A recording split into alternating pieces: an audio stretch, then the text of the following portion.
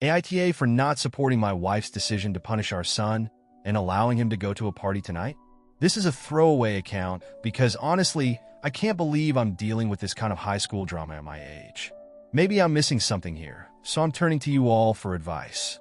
I, 45 male, have 2 kids with my wife, 41 female, a 17-year-old daughter, and a 15-year-old son. My wife's best friend, 40 female, also has 2 daughters, an 18-year-old and a 15-year-old. About 6 years ago, my wife's best friend moved to our town, and since then, the 2 families have been closely intertwined. For years now, my wife and her best friend have been not so subtly hinting, and sometimes outright pushing, for our son and the younger daughter to become a couple. Personally, I find this behavior strange and borderline inappropriate. It feels weird to try and steer 2 teenagers into a romantic relationship, but my wife and her best friend seem to think it's adorable. About 2 years ago, my wife's best friend's younger daughter developed a crush on our son. My son, being the kind of kid who likes to handle things maturely, came to me for advice. He told me he wasn't interested in her in that way, and we had a long talk about how to gently but firmly set boundaries. He followed through and made it clear to her that he didn't share her feelings. Unfortunately, that wasn't the end of it. Over the last 2 years, she has continued to express her interest in him, approaching him multiple times despite his consistent and polite rejections. Fast forward to this past summer, when my wife's best friend threw a big 18th birthday celebration for her older daughter. It was a weekend full of events, and one of the activities was a fancy couple's dinner for the birthday girl and her friends. Since the younger daughter didn't have a date, she asked my son if he'd attend with her. After a lot of back and forth, my son reluctantly agreed, but he made it crystal clear that it was just as friends and only for this one event. The dinner went off without much incident, and after the meal, the group watched 10 Things I Hate About You. My son mentioned afterward that he thought the Heath Ledger singing scene was cool, a passing comment that we didn't think much of at the time. Now we're at the current situation. Every year, my business partner, 44 male, throws a massive Halloween party that has become somewhat legendary. It's a big event with costumes required, and there are prizes for individual, group, and couples costumes. Naturally, my wife's best friend and her family are always invited. About a month ago, my son was at school when my wife's best friend's younger daughter decided to put on an elaborate public display. She approached him in front of a group of students and reenacted the Heath Ledger singing scene from 10 Things I Hate About You, ending it by asking him to be her date for the Halloween party. My son, who had reached his breaking point, firmly told her, loud enough for everyone to hear, that he was not interested in her romantically and that she needed to stop. Unfortunately, this led to some kids laughing at her, and she ran off in tears. Since then, she's been subjected to bullying at school, which, while terrible, has nothing to do with my son beyond his rejection of her.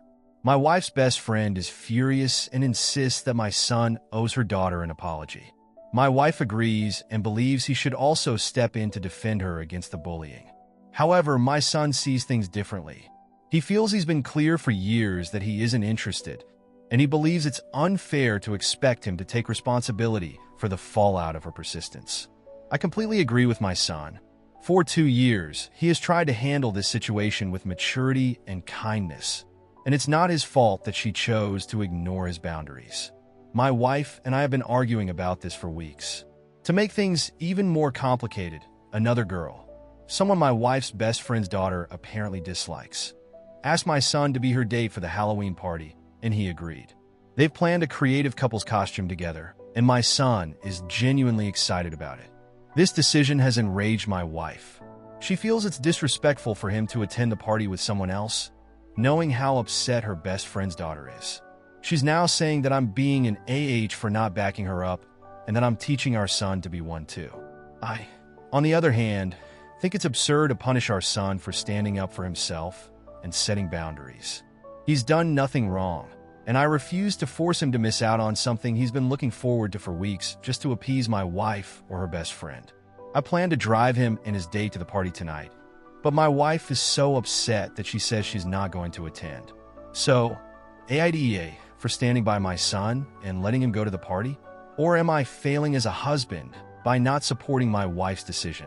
I wanted to provide an update on everything that's happened over the past couple of weeks. Things have been eventful, to say the least, and while some issues have simmered down, others have escalated in unexpected ways. As I mentioned before, my wife decided not to attend the Halloween party. I ended up taking my son and his date, and they had an amazing time. They didn't win in the couple's costume competition, coming in fourth, but they still had a blast.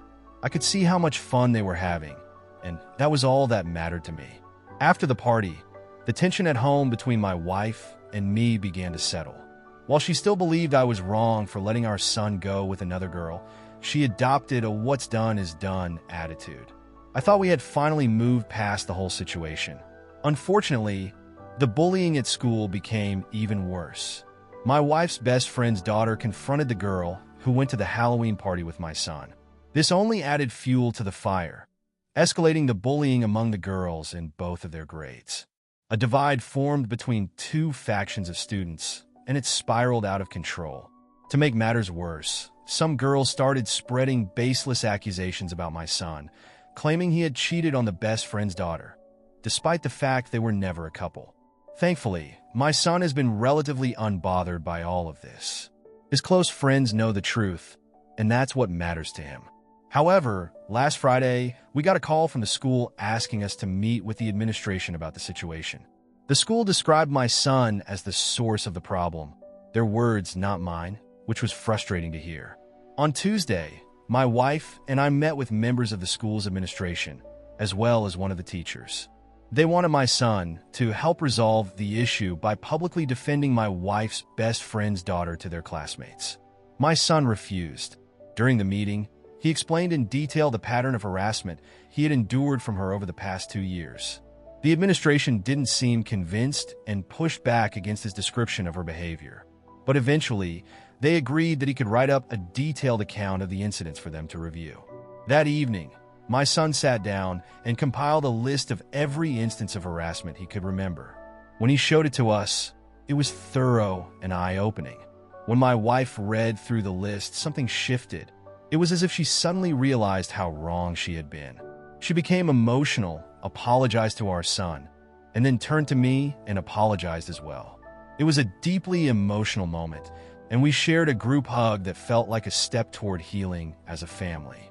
My wife is now fully supportive of our son and me. She even asked our son if she could share the list with her best friend, and he agreed.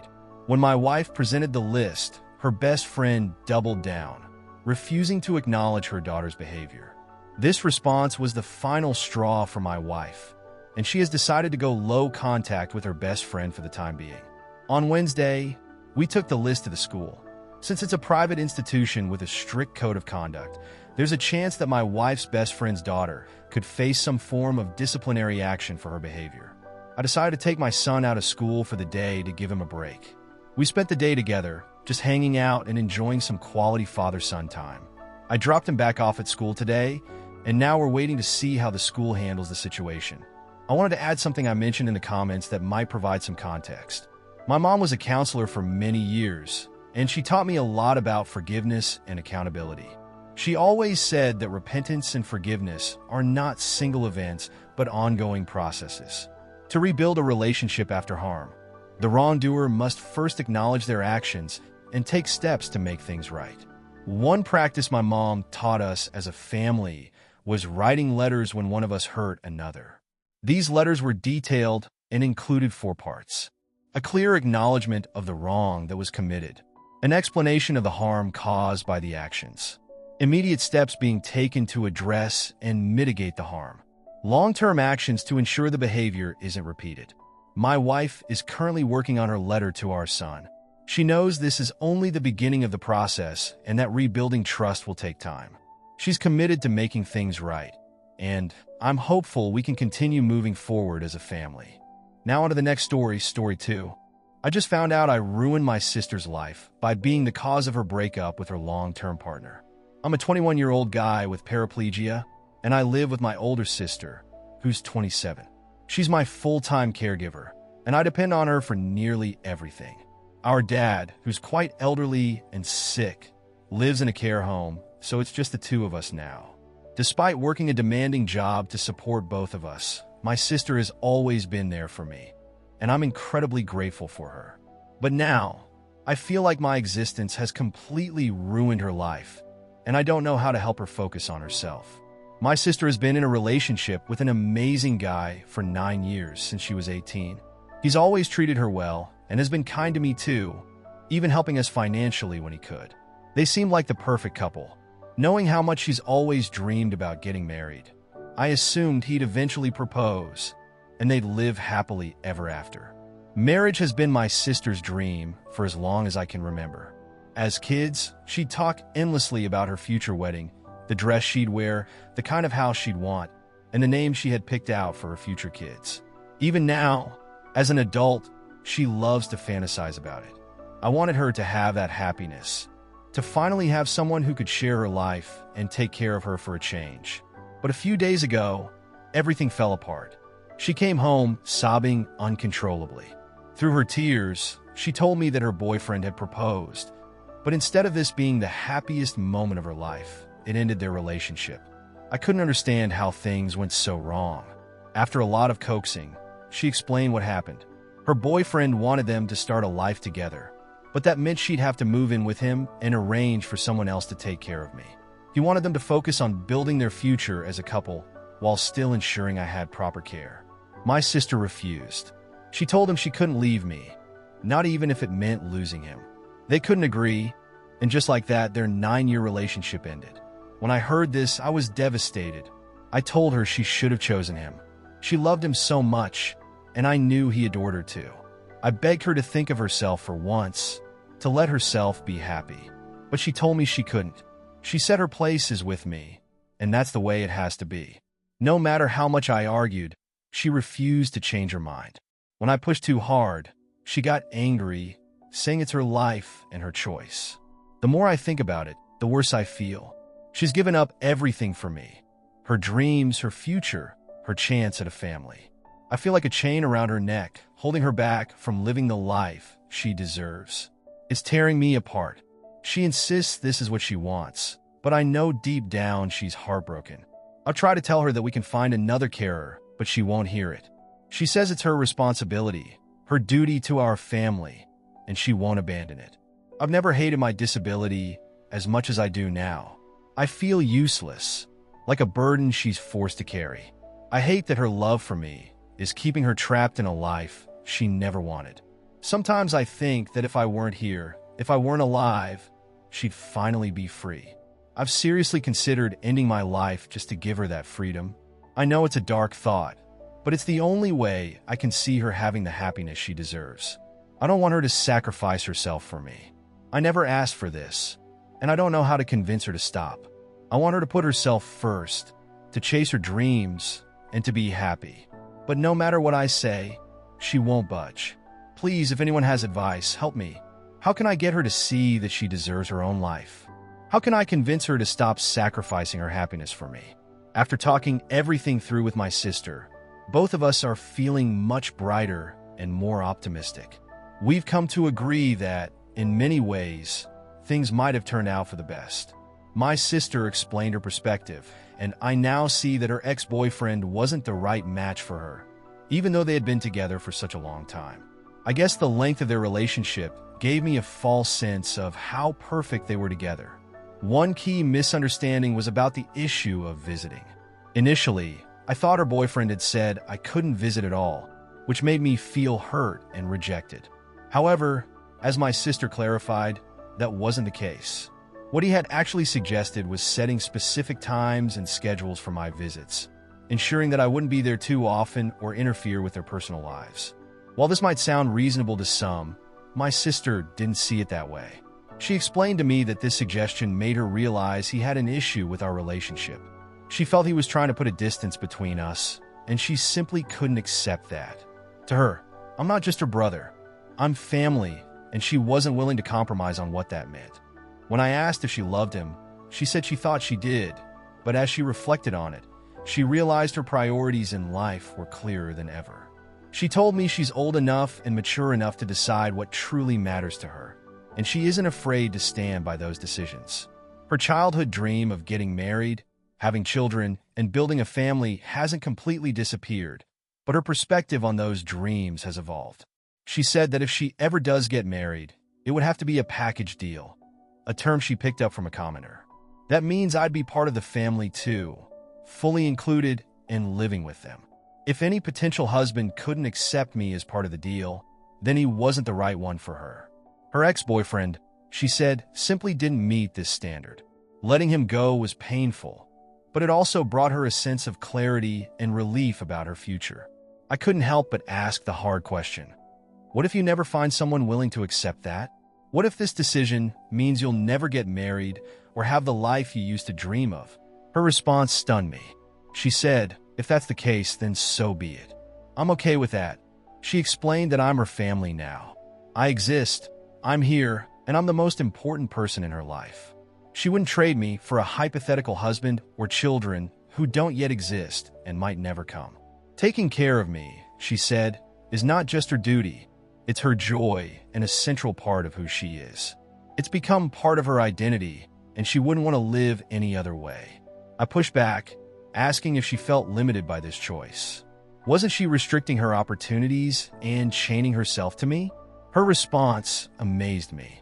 She said that taking care of me has shaped her character and given her life purpose. The bond we share, she said, provides her with just as much, if not more, than what she gives to me. I tried to argue that she was exaggerating, but she stood firm. She told me that my presence in her life brings her joy, fulfillment, and a sense of meaning she wouldn't trade for anything. I laughed and joked, it can't always be that fun, especially when you're wiping my butt or something.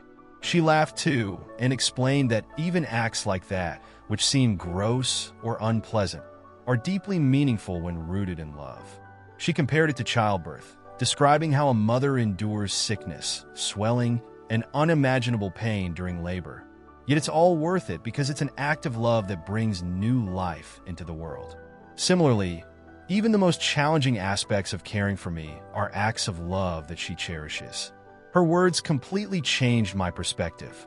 For the first time in my life, I stopped seeing myself as a burden. My sister helped me understand my worth, not just as a person who needs care, but as her brother, someone who brings love, friendship, and value to her life. I'm no longer consumed by thoughts of being a chain holding her back or a weight dragging her down. And most importantly, I've let go of the dark thoughts about ending my life. I now realize how much I mean to her and how deeply it would hurt her if I ever left. This conversation has given me a newfound appreciation for our relationship. I'm not just a guy in a wheelchair. I'm part of something much bigger and more beautiful. My sister's love for me is the greatest gift, and I'm incredibly blessed to have her in my life. I've learned that love, in its purest form, is about sacrifice, joy, and unwavering support, and I'm proud to share that bond with someone as extraordinary as her. To everyone who shared their kind words and encouragement in my earlier post, thank you. Your support uplifted me in ways I can't fully express. Even though I face physical limitations, I feel like one of the luckiest people alive because I am surrounded by this incredible, unconditional love.